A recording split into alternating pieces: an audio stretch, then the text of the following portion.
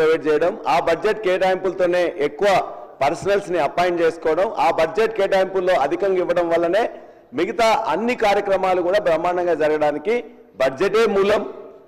కాబట్టి ఆ బడ్జెట్ దాని మీద నేను మాట్లాడుతాను అధ్యక్ష. ఇవాళ ఆనాడు ఒక్క ఎన్కౌంటర్ కూడా 10 సంవత్సరాల కాలంలో నక్సలైట్ మీద జరగలేదు. ప్రతి ఛార్జ్ షీట్స్ను కూడా విత్ ఇన్ ద టైంలో సబ్మిట్ చేయడం వల్ల ఎవరైతే నేరస్తున్నారో వాళ్ళందరూ కూడా మొత్తం కూడా శిక్ష పడ్డది అధ్యక్ష. అదేవిధంగా డయల్ 100 అది చేసినట్లయితే 5 నిమిషాల నుండి 6 నిమిషాల్లోనే రెస్పాన్స్ వచ్చింది. ఇవాళ ఆ రెస్పాన్స్ అనేది 15 నిమిషాలకు పెరిగింది. మనం ఎందుకు అది కారణం తెలుసుకోవాలి అధ్యక్ష. ఇవాళ 2014 నుంచి 2023 వరకు క్రైమ్ రేట్ అనేది బాగా తగ్గింది. Year on year every year డిసెంబర్లో వాళ్ళు ఒక క్రైమ్ రేట్ మొత్తం కూడా ప్రకటిస్తారు అధ్యక్ష.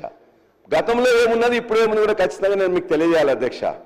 ఒక సంస్థ కూడా ఇవాళ మీరు ఇచ్చిన బుక్లోనే Telangana socio economic survey 20 outlook అని చెప్పేసి 2025 ఇచ్చారు. ఇందులోనే మీరు క్లియర్గా మెన్షన్ చేసిన అధ్యక్ష, మన యొక్క పోలీసు నేషనల్ క్రైమ్ రికార్డ్స్ ప్రకారం, నేషనల్ క్రైమ్ రికార్డ్స్ బ్యూరో ప్రకారం సీసీ కెమెరాల సహాయంతో పెద్ద సంఖ్యలో కేసులను గుర్తిస్తున్నారు, ఛేదిస్తున్నారు. అదేవిధంగా మొట్టమొదటిసారి ఈ ఛాలెంజ్ సిస్టమ్ తీసుకొచ్చిండ్రు. అదేవిధంగా న్యూయార్క్లోని మెర్సర్స్ సంస్థ కూడా ఒకటి చెప్పింది ఏంటంటే, హైదరాబాద్ నగరం అనేది ఉత్తమ నివాసయోగ్య నగరంగా ఉన్నది, లివబుల్ అండ్ లవబుల్ సిటీ ఉన్నది అని చెప్పేసి చెప్పిండ్రు. దానికి ఎవరు కారణం అనేది దయచేసి గుర్తించాలి అధ్యక్ష. అంతేకాదు అధ్యక్ష, మరి ఇంత బ్రహ్మాండంగా ఉన్న దీన్ని అనేక పెట్టుబడులను ఆకర్షించి బ్రహ్మాండమైన హైదరాబాద్ నగరాన్ని నిర్మించుకున్న మనని ఇవాళ జితేందర్ డీజీపీ గారు నిన్ననే ఒకటి చేశారు, యాన్యువల్ రిపోర్ట్ ఇచ్చారు అధ్యక్ష. ఏముంది అధ్యక్ష, Telangana crime in Telangana jumps by 22% in 2024. Telangana recorded 19,922 cases of crime against women in 2024. దరిదాపుగా 13.75% క్రైమ్స్ విమెన్స్కి వ్యతిరేకంగా పెరిగినాయి అధ్యక్ష. హత్యలు కానీ, కిడ్నాప్లు కానీ, రేపులు కానీ. మహిళల మీద గత సంవత్సరం 19,013 ఉంటే ఈ సంవత్సరం 19,922, 13.75%. అధ్యక్ష, నిన్న ఎంఎంటీఎస్ రైల్లోకి ప్రయాణిస్తున్న వాళ్ళ మీద ఇమ్మీడియట్గా అటాక్ జరిగితే పట్టించుకున్న నాదు లేదు అధ్యక్ష. ఒక అడ్వకేట్ని అడ్డంగా నరికేసింది అధ్యక్ష హైదరాబాద్ నగరంలో. ఇక కత్తులు పట్టుకొని మొత్తం కూడా ఇలా వీరవిహారం చేస్తున్న పరిస్థితి ఉన్నది అధ్యక్ష. అది మేము అధ్యక్ష. మంత్రి గారు నిన్న తప్పుడు సమాచారం వారు ఏదైనా చెప్పచ్చు, కానీ తప్పుడు సమాచారం ఏది అధ్యక్ష. నిన్న ఎంఎంటీఎస్కి సంబంధించిన రైల్లో జరిగిన సంఘటనలో నిందితుడు అరెస్ట్ చేయబడినాడు. అక్కడ పోలీస్ స్టేషన్ ఉన్నాడు. మీరు ఎవరు పట్టుకోలేదని అంటారు. తర్వాత మీరు పోలీసులకు సంబంధించి సంస్కరణలు చేసినారు, తప్పేం లేదు. సంస్కరణలు చేయడం లోపల ఇది మనం డెఫినెట్లీ చేయాలి. మీరు రాకముందు కూడా పోలీసింగ్ చాలా మొత్తం నక్సలైట్ వ్యవస్థ కావచ్చు, లా అండ్ ఆర్డర్ వ్యవస్థ కావచ్చు, చాలా పకడ్బందీగా పనిచేసినాం.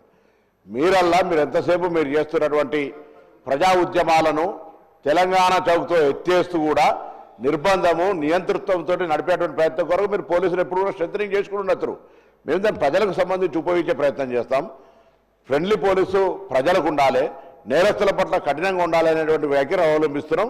ఎంఎంటీఎస్కి సంబంధించిన పూర్తి వివరాలనే, దానికి సంబంధించి జరిగిన సంఘటన, రైల్లో జరిగిన సంఘటనకు సంబంధించి ఎక్కడ కూడా ప్రభుత్వం స్పందించకపోవడం కానీ, చర్య తీసుకోకపోవడం కానీ లేదు. నేను రిప్లైలో వారు చెప్పిన మిగతా అంశాల గురించి అన్నీ చెప్తాను. ఇదొకటి ఇన్సిడెంట్ మీద చెప్తున్నారు కాబట్టి చెప్తాం. క్రైమ్ రేట్కి సంబంధించి కూడా సార్ మీరు చూస్తున్నారు, క్రైమ్ రేట్ ఒక తెలంగాణ సంబంధించి లేదు. పోలీస్ మనోధైర్యం మీరు మాట్లాడే సందర్భంలో బడ్జెట్ కేటాయించి ఇంకా పోలీసులకు మనోధైర్యం కలిగేసే ప్రయత్నం చేయాలని నేను కోరుతా ఉన్నా తప్ప వాళ్ళను మొరాల్గా మనం definitely Telangana police is appreciable police award తీసుకుంటారో రాష్ట్రం మొత్తంగా వాళ్ళకు మనం సమర్థనీయంగా ఉండే విధంగా ప్రభుత్వాలకు మీరు ఏం చెప్పదలుచుకున్నా ప్రభుత్వంకు నిధులు కేటాయింపు కానీ ఇంకా తీసుకోవాల్సిన సంస్కరణలు సవరణలు చెప్పేటువంటి ప్రయత్నం చేయండి. కానీ వాళ్ళ మనోధైర్యము, పోలీస్ వ్యవస్థ మనం శాంతి భద్రతలు కాపాడేందుకు సంబంధించిన అంశం మీద ఎక్కడ కూడా రాజకీయాల్లో దాని మీద ప్రభావితం కాకుండా చూడాలని కోరుతాను. నేను నా యొక్క స్టోరీ చెప్పట్లేదు అధ్యక్ష. నిన్న డీజీపీ జితేందర్ గారు వారి యొక్క రిపోర్ట్ని ఇతర అధికారులతో ప్రవేశపెట్టిన దాని రిపోర్ట్ను మాత్రమే నేను ఇక్కడ ఉదాహరిస్తున్నా తప్ప ఇది బీఆర్ఎస్ స్టోరీ కాదు, పలరాజేశ్వరి స్టోరీ కాదు అధ్యక్ష. వారే చెప్పిండ్రు దరిదాపుగా 13.75% మహిళల మీద నేరాలు పెరిగినాయి. అదే కాకుండా ఓవరాల్గా నేరాలు చూసినట్లయితే 1,38,312 2023లో జరిగితే ఈ సంవత్సరం 2024 డిసెంబర్ వరకు 1,69,477. 22.53 నేరాలు పెరిగినాయి ఈ సంవత్సర కాలంలో. ఎందుకు పెరిగినాయని చెప్పేసి దయచేసి ఆలోచించాలని కోరుతున్నా. అధ్యక్ష, మెయింటెనెన్స్ బిల్ ఇస్తాం అధ్యక్ష.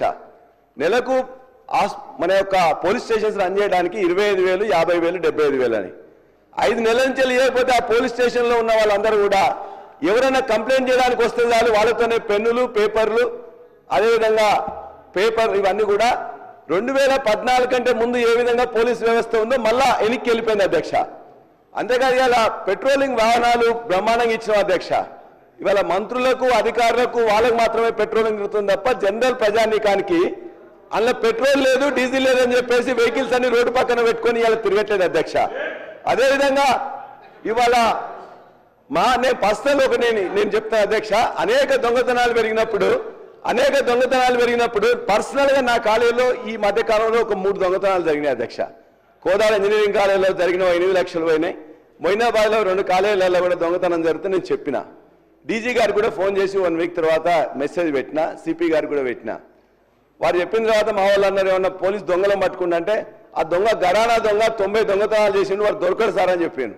మేము మొత్తం కూడా ఆ వీడియోలను తీసుకుపోయి వారికి ఇచ్చిన తర్వాత చివరికి పట్టుకున్న తర్వాత మొత్తం మీద 90 దొంగతనాలు చేసిందని అతను ప్రభాకర్ అనే దొంగను పట్టుకున్నారు, కానీ ఒక చిల్లి కూడా మొత్తం కూడా రికవరీ చేయలేదు అధ్యక్ష. ఇంకో విషయంలో కూడా ఒక చీటర్ వచ్చి ఏదో కన్సల్ట్ ఇస్తానంటే ఓ 15 లక్షల రూపాయలు ఇచ్చిన అధ్యక్ష. ఈ విధంగా ఇచ్చినవని చెప్తే వాళ్ళ దగ్గర డబ్బులు తీసుకున్నారు, చివరికి మనకి ఇచ్చింది లేదు. అంటే నేరాలు ఎక్కడైతే జరిగినాయో దాన్ని ఎక్కడ ఛేదించినా కూడా వాళ్ళ పరిస్థితి ఎట్లా ఉందంటే పోలీసుల దగ్గర మెయింటెనెన్స్కి డబ్బులు లేవు, డీజిల్కి డబ్బులు లేవు, వాళ్ళ పర్సనల్ యూజెస్కి డబ్బులు లేవు. కాబట్టి మొత్తం కూడా ఈ నేరాలు ఛేదించబడట్లే. అదేవిధంగా ఆ నేరాల్లో అధ్యక్ష ఇవాళ దరిదాపుగా patient operation success, patient dead లాగా ఉంది పరిస్థితి. ఇవాళ నేరాల పరిస్థితి చూస్తే అధ్యక్ష. అంతేగా అధ్యక్ష ఇవాళ పొలిటికల్ గా రాజకీయ నాయకులను, కార్యకర్తలను భయపెట్టాలనే దగ్గరికి వచ్చి ఇవాళ ఒక 3-4 కారణాలు ఉన్నాయి అధ్యక్ష. ఇవాళ వాళ్ళకి కావాల్సిన మెయింటెనెన్స్ కానీ మిగతాయి కానీ ఇవ్వకపోవడం, అదేవిధంగా ముఖ్యంగా ఆ పర్సనల్గా అధ్యక్ష మీరు చూసినట్లయితే నా యొక్క జనగామలో ఒక సిఐని కానీ ఏసీపీని కానీ ఇప్పటిదాకా ఎప్పుడు పోలీస్ స్టేషన్ ఫోన్ చేసినా కూడా ఆ సిఐ ఉండేది అధ్యక్ష, ఇంకో సిఐ వస్తాడు. రాష్ట్రంలో ఉండే అనేక పోలీస్ ఆఫీసర్లు ఎవ్వరు కూడా 3-4 నెలల కంటే లేదు అధ్యక్ష. మీరు కూడా చూస్తారు, ఒక జీవో వచ్చినట్లయితే ఆల్మోస్ట్ ఒక మ్యూజికల్ చైర్ లాగా వాళ్ళతో ఆడుకుంటున్నారు అధ్యక్ష. అంటే విపరీతమైన మొత్తం ట్రాన్స్ఫర్స్ 3 నెలలకు 4 నెలలకు 3 నెలల నెలలకు SI, CI, ACP, CP level వరకు కూడా ఈ విధంగా చేయడం వల్ల వాళ్ళ 3 నెలల తర్వాత మేము ఉంటామా పోతాం అని చెప్పేసి దగ్గర ఉన్నది తప్ప వాళ్ళు దాని మీద కాన్సన్ట్రేట్ చేయట్లేదు. అదేవిధంగా